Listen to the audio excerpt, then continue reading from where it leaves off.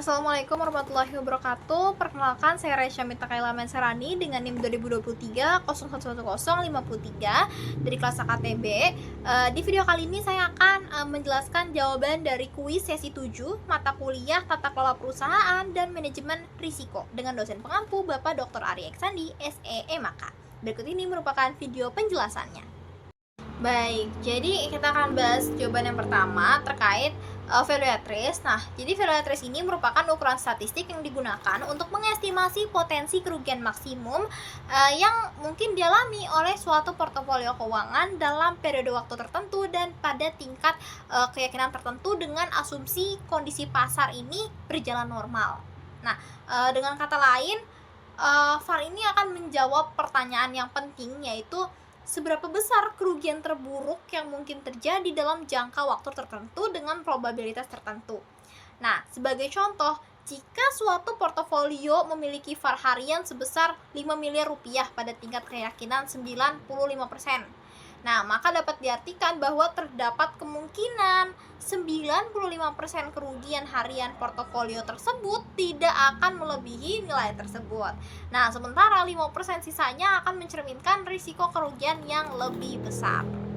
Nah, konsep VAR ini menjadi sangat penting dalam manajemen risiko keuangan karena mampu memberikan gambaran risiko yang ringkas, terukur, dan juga mudah dipahami.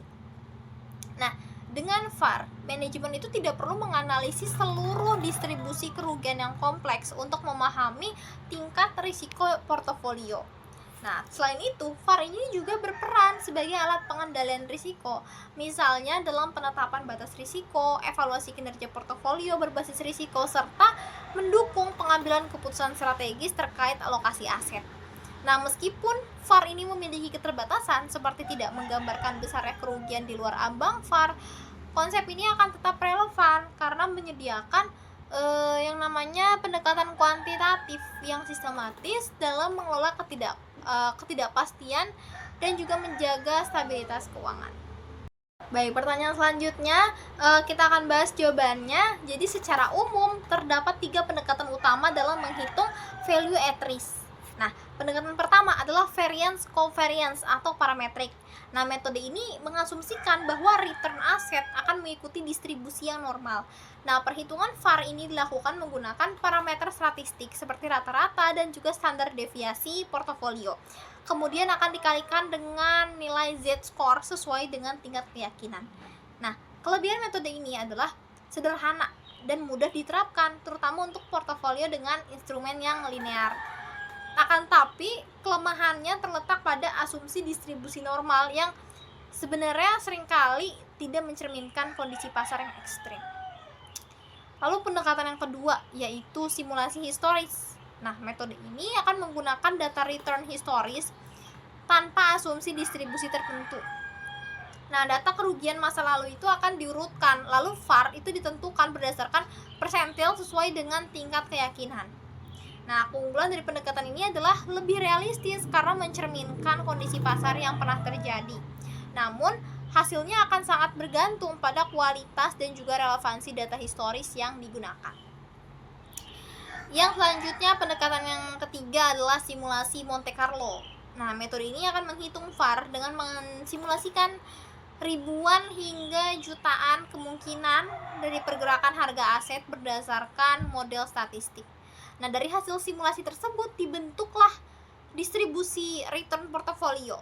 Kemudian VAR akan ditentukan. Nah, metode ini yang paling fleksibel dan mampu menangani portofolio kompleks tapi membutuhkan asumsi model yang tepat serta sumber daya komputasi yang besar. Nah, sebagai contoh sederhana dalam menggunakan pendekatan variance covariance ya. Misal dari sebuah portofolio bernilai 100 juta rupiah dengan standar deviasi return harian 2%. Dan anggaplah tingkat keyakinan itu 95% dengan Z-score-nya sebesar 1,65. Nah, maka VAR hariannya adalah sekitar 3,3 juta. Artinya dengan tingkat keyakinan 95%, kerugian maksimum dalam satu hari diperkirakan tidak akan melebihi nilai tersebut. Baik, sekian video penjelasan dari saya. Kurang lebihnya mohon maaf. Terima kasih atas perhatiannya. Wassalamualaikum warahmatullahi wabarakatuh.